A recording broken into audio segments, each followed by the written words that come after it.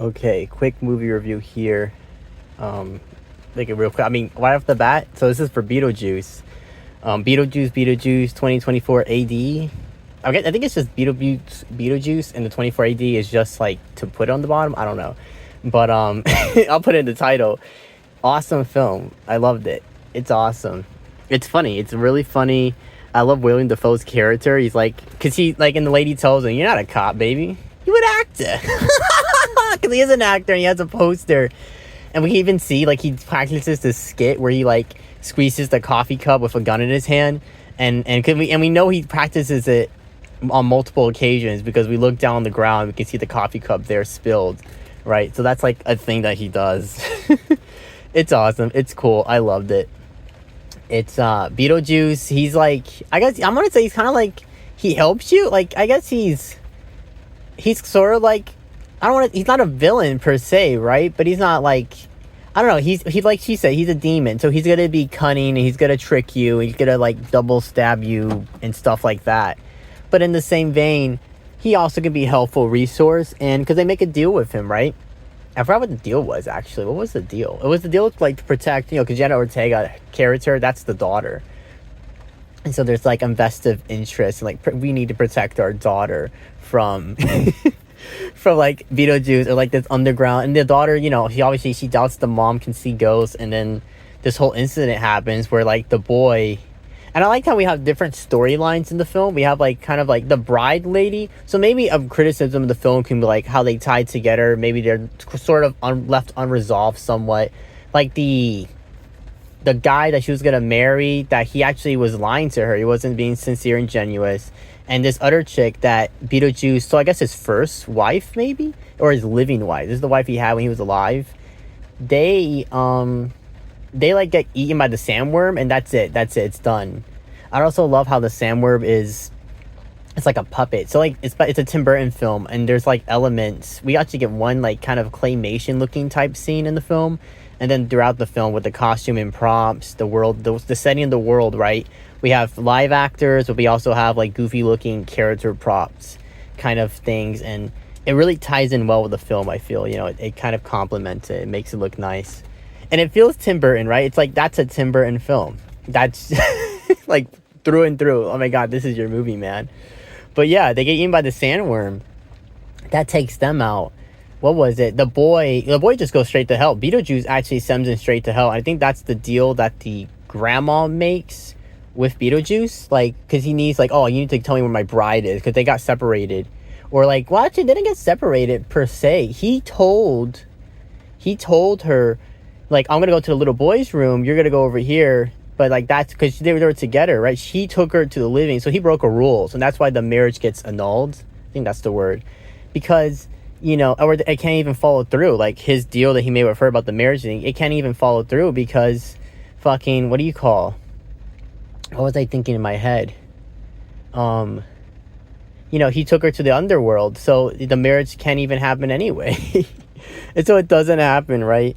And oh my gosh, what else happened in this movie? I'm trying to think at the moment, like, what else kind of transpired, what else occurred in this film. It's and the detective guy, he tells him, like, 'cause at first we're like, oh, okay, he's telling Beetlejuice, like, why is his lady, she kills Danny DeVito's character. I like that we have this little Danny DeVito cameo, and we get to see like she can suck souls. She actually does this in the living too, and she tries to do this to him.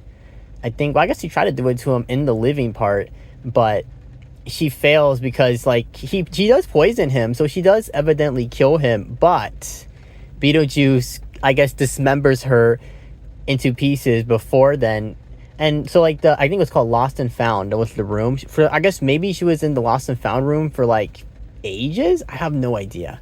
I think the passage of time and our timeline in the real world is accurate to this film, right? Because they give us a shot of like the mom when she was young, and she looks like a kid young, right? Obviously you see her now and she looks to be a woman that's maybe like her late 30s, early 40s, just about, give or take. And she's got Jenna Ortega, right? Which in this film she's supposed to be an adolescent daughter, right?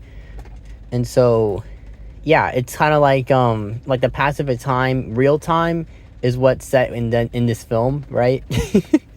And that was kind of cool. Yeah, the bride lady, she wants to take his soul. She needs it for something. They didn't explain in the film why she needs his soul. I forgot why. But yeah, she fails. This guy fails in marrying her. He's just doing it for the money. And like they have this TV show where they talk about the ghost and shit. The boy that the daughter falls in love with almost pretty quickly, right? But it feels like, yeah, I guess that sort of establishes it. He actually murders his parents. So when the mom goes to the house, she sees like the dad's got a saw on his head, the mom's got some shit in her eye, and she's smiling as she's walking up the stairs. Holy shit. That's why they like ignore him. I guess he's like the alpha ghost or something, or they just like, I'm not even gonna bother fighting. I'm not gonna bother with it. It's I mean, this guy fucking killed me, and now I'm a ghost stuck in his house, and this bitch can't sell this house. So like I'm really stuck in this house with nobody else to talk to. And I like how the logic of the ghost, they can't wander far from the home. He actually points out in the window. He says, you see that tree over there? And we see this tree that's lit up with lights because it's like Halloween. There's decorations and stuff everywhere. He tells her, like, that tree, like, I can't walk past that tree, actually. No cap. I actually cannot walk past. I'm stuck. I'm, like, stuck in this fucking house, bitch. Yeah, this movie was awesome. I liked it. It was good. It was really funny. There was some really funny... I like that they curse in the film. I like, except for the word fuck. The word fuck, when Beetlejuice says it, gets censored, and that actually made it funnier for me. That was kind of a comedic cherry on top when they say fuck and they censor the fuck. But, like, even when they do curse in the film, they say, like, shit, and I think it's PG-13, so I think it's kind of funny. Maybe it just passed over the censor mark. I mean, and then it has, like, well, they're not quite sex scenes, but I guess alluding to sex. And I like when we get this backstory of Beetlejuice. It's like, I can't tell if it's in Spanish or Italian or Latin. I think it's in Latin, actually, but they're all Romance. Romance languages are based in, like, Latin script, I want to say. Well, not script, but, like, there's a lot of Latin words in them, right? Or they're derived. Like, that's what makes them Romance, is they're derived from Latin stuff. But, like, I like that little segment with the language and he was born... And I like, he was born, like, during the plague. So maybe he was born around the time that Bob was born. Because we got, like, Bob dies in the film. And I guess he actually is dead indefinitely. Actually, he is dead indefinitely. Because if she sucks your soul, like, you're dead. You're actually, like, you're dead now, but you're kind of living. No, if he sucks your soul out, like, you have no soul, period, you're, like, dead. And so... Bob, we get the little memorabilia for Bob. I thought maybe it's for the actor, but no, it's for the character. It says 1327 to 2024 AD. Oh my god, he died. Yeah, Bob. R.I.P. Bob, you will be missed, honey. We actually get the names of all of his workers too. I like that fact. And we don't even get to find out if his workers got returned back to the like Earth. Which is also kind of funny. What else I liked about this film? I liked so many things about this film. This film was awesome.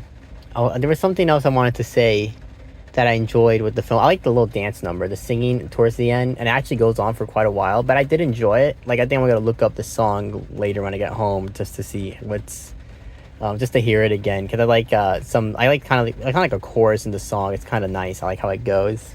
And I like how the cop guy's got like these 80 cop zombie dudes, and he's reading, like, the lady, his right-hand man lady is like, has these cards, and she's like giving him the prompts, the speech of what to say. That was funny to me. Fuck, I can't even remember it right now at the moment. But the grandma was like an artist. Oh yeah, it was her husband. That's what it was. Yeah, her husband was a bird watcher, and his plane crashes down in the Pacific. Like, he's coming home actually from bird watching. The plane crashes down in the Pacific Ocean, and and he gets eaten by a shark. They said, well, actually, the survivor said that he did survive. He was clinging onto a piece of metal. But then he got eaten by a shark. Oh, my God. So that's actually how he died. He did survive the initial plane crash, actually, but he got eaten by a shark. And I like when the mom says, your dad flew halfway across the world, literally, to watch birds fuck on a beach. Like, no cap, bro. I'm not shitting you. That's what he did. So I guess he died doing what he loved. And I like when the grandma comes to visit her at the school. She says, I lost my horny handyman. Oh my god, she starts wailing and crying. The school actually has her Dietz. Their surname is Dietz, Deezt, I think it was. And it's kind of cool, or like TZ, something like that. And so it's like, the daughter's being made fun of. She doesn't fit in with the school and she says to her mom, like, everybody already knows you're my mom. Please stop, okay? It's not helping. I'm already fucked, bro. I'm already royally fucked here. Yeah, it was awesome. This one was awesome. Wait, the dad, because okay, so not the dad, like the grandfather. Okay, obviously he gets killed. So first, his graves. I didn't even realize this in the beginning, but his grave is actually the shape of a shark fin, which is hilarious. I didn't realize that in the beginning. I don't know why. I did notice when they said, it said husband, grandfather, bird watcher. Because I guess that was really an integral part of his personality, and we can even see in the house. He even has like bird watching. He even had not bird watching. He has taxidermy birds in his house, and the guy that she was gonna marry, that he was gonna get married to her, he even brings up like, why do you see all these creepy birds in the house? These taxidermy birds are so creepy. Yeah, that was funny to me. I like that little segment there we got with that. And I didn't even realize that at first when the head was chopped off that it was the dad, until later when he still has to sit down and there's a surfer dude who he got the opposite, I guess. The shark bit him in half on the torso. And we see the binoculars, and that's when it hit me. Oh my god, that's the grandfather. That's grandpa. We do get to see what's her name? Oh my god, what was her name? Jenna Ortega's character's father in the film, and actually he helps them get back. And he's like, you don't see me, but I'm actually checking in on you like every so now and then. Please, like, don't fight, guys. Make up, be good, love each other, because you're all each other got. And the dad is kind of cute. He has piranhas, and the piranhas are actually still moving and live, and they're feeding on him, which is honestly even fucking hilarious. And in of itself, right? The piranhas are feeding on him. And yeah, there's just there's like a lot of little like kind of clever things with this film like that, and I love that about this movie. And it's just funny. It's good. It's like a nice vibe. This film is just overall a really nice vibe. I like it a lot. And then the end scene, because of course we got to get like some cool end scene with the film, and we get like the what's it called? Like the two dream sequences, with this movie, and with those dream sequences that we get. What do you call first is Jenna Ortega. They go to like, I guess, Dracula's castle. She sees this, this guy dressed like Dracula. She's staring at him, so it's like, oh my goodness. The person I was sitting next to, like the friend, right? She's like, oh my goodness, she's gonna fall in love with him. And then we see a wedding, and then we see a baby being born. Because earlier in the film, this is actually a callback to a joke earlier in the film with a baby Beetlejuice, that the mom, Beetlejuice makes her give birth to a little baby Beetlejuice. And I guess it exists now, that he can have this power. He can just make stuff exist. But yeah, it comes back in that dream, and the baby Beetlejuice pops out of Jenna Ortega. She kills like two of the doctors or nurses or whatever. Then it's climbing on the fucking and it's violent. It's actually violent. The baby attacks him, bites him in the neck, drags the other guy down. Then it's climbing to the roof. It gets to a light bulb. Boom, pop, falls on Jenna Ortega's lap, with the arms out, saying, "Mommy!" Ah! And then the mom wakes up, and she's like, "Oh my god, it was just a dream." And then Beetlejuice wakes up after her. Whoa, my god, I just had the weirdest dream. Ah! And then she wakes up again, and she's looking to her side. Obviously, nobody's there, right? She's like, I'm alone, right? I'm alone. And I like how it ends right there. So I guess it's like kind of like a cliffhanger in a way, right? It's a sort of a tale of like, yeah, Beetlejuice may have exploded in that moment, and he broke the rule. He can't get to her now, but it's not over. And of course, it's not over. It just feels appropriate. Like, of course it's not over. Of course, there's more movie to be had here. And that was cool. They give it the little cut scene there, the little extra added bonus scene. It's like kind of two bonus scenes in one, actually, with like two dream sequences, and one's like really brief, but that one to me establishes like maybe Beetlejuice was there, and he's like, yeah, you can't get rid of me, bitch. I'm always gonna be here. This movie was nice. I don't wonder if maybe we'll see that dude that he tried to, he killed his parents, and then he fell out. He accidentally died, and he wanted to get back, right? He was gonna sell Jenna Ortega, like have her be in hell as his replacement, I guess, and then he goes to live his life again. And but nope. But I can't help but feel we're gonna get maybe another Beetlejuice sometime. Maybe it'd be a long time, just like how the first one, then we had to wait a long time for the second one. Maybe this other one's gonna take a long time to get to it, but when we get to it, we're gonna have some characters like call back to certain characters and stuff. Oh man, this movie is awesome. I definitely recommend it. That's all I gotta say. Thank you for listening.